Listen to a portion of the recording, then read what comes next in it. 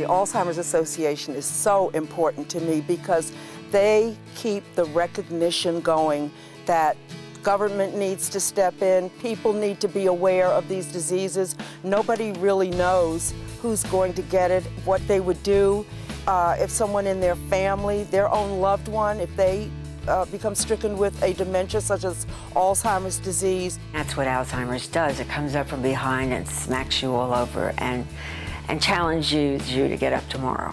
And with the Alzheimer's Association, there's a support, and you know that there are other people going through what you're going through. Going to Alzheimer's Association support group meetings will help one know what they're facing, and they help tremendously. I benefited so much from meeting with those women. I learned so much from them. It just helped me get through a very, very difficult time. I have seen at support group meetings men whose wives have the disease. It's still their sister or their mother whom they rely on for advice.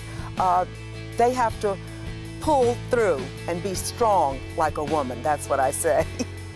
When you get Alzheimer's, no matter if you start here or here in the socioeconomic level, you all end here. That's when it becomes a common story. My husband is a retired NFL football player. He played for 7 seasons professionally. Because of the concussions and the head trauma that he suffered while playing football, he now has dementia.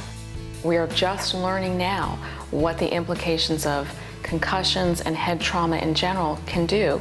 And if we can get that word out to the kids playing sports, to their parents, to the coaches and the trainers, we can really change the way games are played to make them much safer for kids. And that was something that was very important to my husband.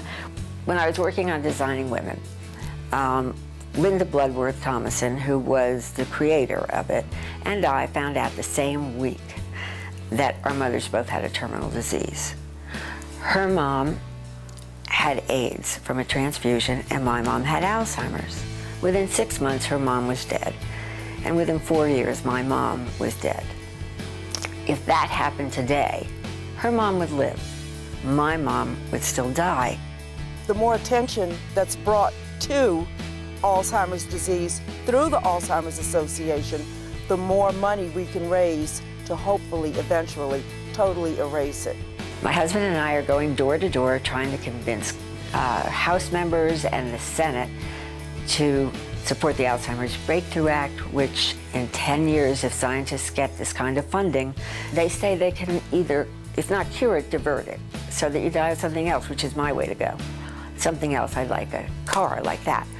But, well, and a Snickers, frozen Snickers before I go. When women decide that they're going to do something, it gets done.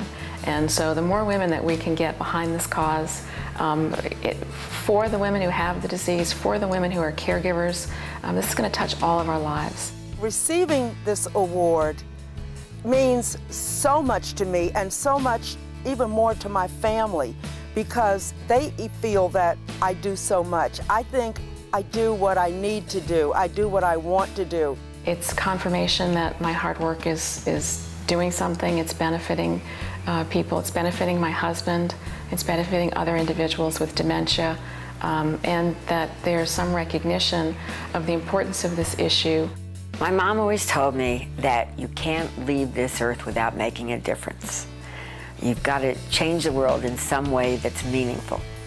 And so we're going to get it through because we have to get it through.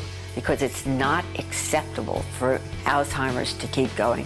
It's not acceptable for us to be in this decade up 49% in death when all the others, and thank God, are going down, with the exception of diabetes, are going down each year because they had a 10-year plan, like AIDS had a 10-year plan, and now instead of being a death sentence, it's a manageable disease. We want to do that as well. So I am going to leave this earth in like 40 years, having produced something meaningful.